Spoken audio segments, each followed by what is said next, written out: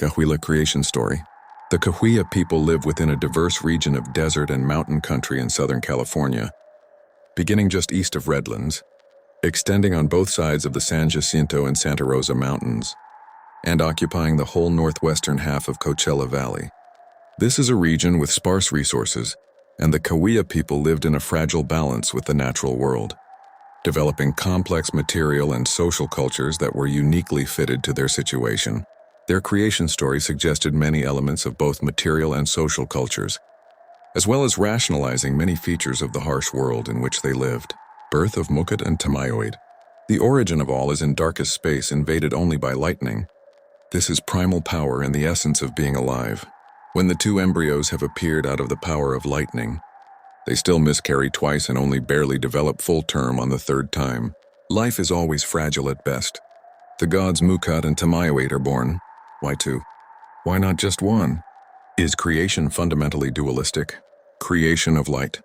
In this section, we see the beginning of a dispute between Mukat and Tamayoid regarding their age. Each strives to secure the honor of being the eldest. Thus, the story establishes the crucial connection of age with wisdom and power. The twin gods now begin the process of creation. Mukat reaches into and through his mouth and withdraws each creature from his heart. In other words, the creative act, power working, comes from the god's life force, heart, and proceeds through the mouth, channel of breath. The creatures share in the creator's power, but they only have almost the same power. So the chain of life in creation, as well as in time, is a story of ever-diminishing power. When there are enough creatures, they attempt to drive the darkness away to the east and they get their first glimpse of light. However, it is too powerful for them and the darkness returns, smoking tobacco. Mukat and Tamayoid decide to have a smoke. Each one creates a form of tobacco and a kind of pipe, piercing a smoke hole by using a whisker from his face. Hence, both tobacco and pipe are comparable to living creatures and possess spiritual power, coming as they do from the hearts of the twin gods. Note that the theme of duality continues in this creative act. The twins play a game with their pipes in the darkness, and it is a version of a very popular Indian game, often played in gambling. There are many ways to play this game. Hiding the hands behind one's back or under a blanket. The opponent guesses which hand holds an object.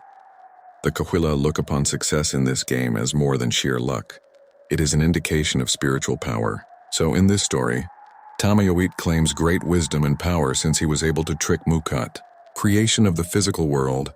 While the rivalry for status continues between the two, they set to making the physical world as we know it. Part of this is simply beautiful imagery, the lifting of the sky by erection of a great center pole, but part is also suggestive, naming various creatures and entities, mostly common things in the Cahuilla world, that are now seen as present from creation. It should not be ignored that everything continues to come from the mouths and hearts of these two gods. Thus everything, even in the physical world, is empowered.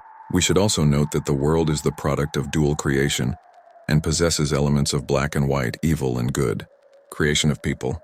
Now the twin gods decide to make people, to give them someone to talk to and play with. Along the way, Mukat creates the sun, which escapes temporarily, and both jointly create the moon, Manili. Both are intended to help them see. Once seen, Tamayoid's people are strange creatures indeed, being the same both front and back with webbed hands and feet.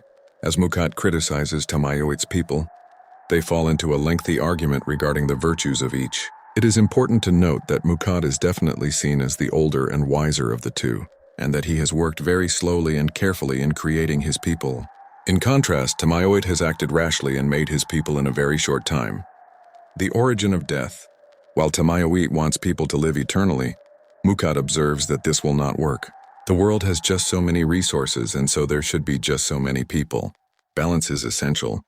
The afterbirth introduces and maintains sickness and disease among the people. People will die in various ways, and this will keep the world well balanced. They create a shaman who will have powers over the wind, rain, and growth of plants.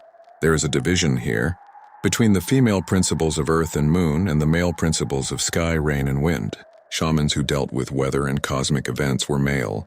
Those who dealt with death were female.